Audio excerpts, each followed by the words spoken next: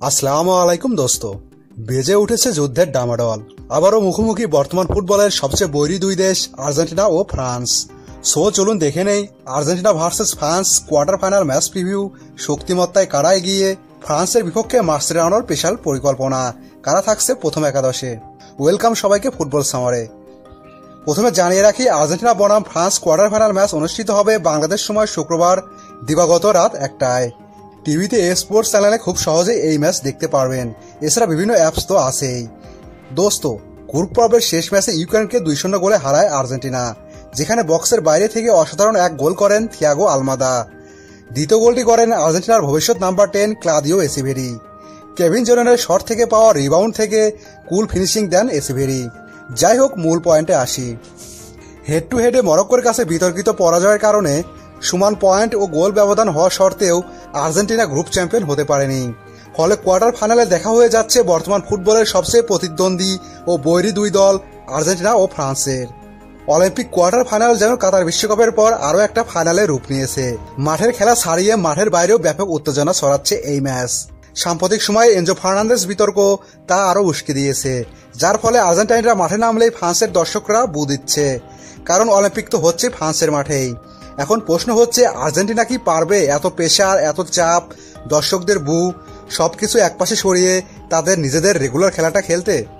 এবার অলিম্পিকে পারফরমেন্স বিশ্লেষণ করলে দেখা যায় আর্জেন্টিনা প্রথম ম্যাচের বিতর্কিত পরাজয়ের পর থেকেই ঘুরে দাঁড়িয়েছে, অনেকটা কাতার বিশ্বকাপ 2022-এর মতো ম্যাচ বাই ম্যাচ ইমপ্রুভ করছে। ফ্রান্সের বিপক্ষে কোচ মাসচেরানো থাকছে বিশাল পরিকল্পনা। গ্যাস্টনি দলের রিপোর্ট অনুসারে 81 গোলবারে থাকবেন জিরোনিমো রুলি। লাস্ট ম্যাচে 2-3টা ভালো সেভ দিয়েছিলেন রুলি। ডিফেন্স এবছর সেন্টার ব্যাক হিসেবে থাকবেন মার্কো ডি সেজার ও জেনারেল নিকোলাস অটামেন্ডি। রাইট ব্যাকে গঞ্জালো লোজান, লেফট ব্যাকে জুলিও সোলার। তবে গত 2 ম্যাচে বদলি হিসাবে খেলা কেভিন জোরেনের দারুণ ফর্ম, তাকে আবারও প্রথম একাদশে ফেরাতে পারেন কোচ মাসচেরানো। মিডফিল্ড ইউক্রেনের বিপক্ষে 4-4-2 ফরমেশনে খেলা আর্জেন্টিনা দলের জেনুইন মিডফিল্ডার ছিল 2 জন, এজুকেল ফার্নান্দেজ ও ক্রিস্টিয়ান মেদিনা। তবে ফ্রান্সের বিপক্ষে তাদের সাথে তৃতীয় মিডফিল্ডার হিসেবে একাদশে ফিরতে পারেন সান্তিয়াগো হেজ্জে। তবে আই থিঙ্ক মাসচেরানো ফ্রান্সের বিপক্ষেও অ্যাটাকিং খেলাটাই খেলবেন। সেক্ষেত্রে ইউক্রেন ম্যাচের মিডফিল্ডাই রিপিট হওয়ার সম্ভাবনা বেশি। তাহলে মিডফিল্ড হচ্ছে Giuliano Simeone, Cristian Medina, Ezequiel Fernandez ও থিয়াগো আলমাদা। এখানে সিমিওনের রেটিংটা কম দেখালেও লাস্ট ম্যাচে অসাধারণ পারফরমেন্স দিয়েছিলেন সিমিওনে। বিশেষ করে তার ফরওয়ার্ড রান, ডিফেন্সিভ ওয়ার্ক বেশ কার্যকর ছিল। Point to be noted, Giuliano Simeone হলেন বর্তমান অ্যাথলেটিকো মাদ্রিদ কোচ ডিয়েগো সিমিওনের ছোট ছেলে। ফরওয়ার্ড লাইনে আসতে পারে একটা পরিবর্তন।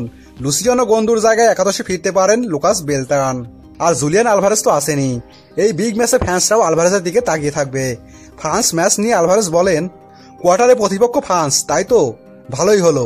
আমরা জানি ম্যাচ কঠিন হবে, কারণ তাদের নিজেদের মাঠে খেলা। তবে আমরাও শক্তিশালী, এমন ম্যাচই আমরা খেলতে পছন্দ করি। তাহলে আর্জেন্টিনা একাদশটা হতে পারে অনেকটা এমন: goalkeeper Geronimo Rulli, right back Gonzalo Lozano, centre ব্যাকে Marco Di Cesar Otamendi, left ব্যাকে জুলিও সোলার, মিডফিল্ডে Giuliano Simeone, Cristian Medina, Ezequiel Fernandez ও থিয়াগো আলমাদা। ফরওয়ার্ড লাইনে জুলিয়ান আলভারেজ, লুকাস বেলটান অথবা লুসিয়ানো গন্দু। জুলিয়ান আলভারেজের কথা ধরেই বলতে চাই, ফ্রান্সের মাঠে খেলা হলেও আর্জেন্টিনা শক্তিশালী দল। স্কিল প্লাস ফিজিক্যালিটি মিলিয়ে শক্তিমত্তায় আর্জেন্টিনাকে এগিয়ে রাখবো। এটা ঠিক ফ্রান্স দর্শকদের বাড়তি সুবিধা পাবে। এমনকি আর্জেন্টিনাকে অসুবিধায় ফেলতে ম্যাচের আগের রাতে আর্জেন্টাইন খেলোয়াড়দের হোটেলের সামনে আতশবাজি ফুটিয়ে তাদের ঘুমের সমস্যাও করতে পারে। তবে আমি বিশ্বাস করি আর্জেন্টিনা সকল প্রতিকূলতা পেরিয়ে ফ্রান্সকে হারাবে। আলভারেজের কথা ধরেই বলতে হয়, আর্জেন্টাইনরা এমন কঠিন ম্যাচ খেলতে পছন্দ করে, খেলে অভ্যস্ত। তারা জানে কিভাবে বিগ ম্যাচে স্নায়ু ধরে রাখতে হয়। আমার প্রেডিকশন আর্জেন্টিনা 2-1 ফ্রান্স। আপনার প্রেডিকশন দিন। সাবস্ক্রাইব, লাইক, ফলো দিয়ে সাথে থাকবেন। ধন্যবাদ সবাইকে।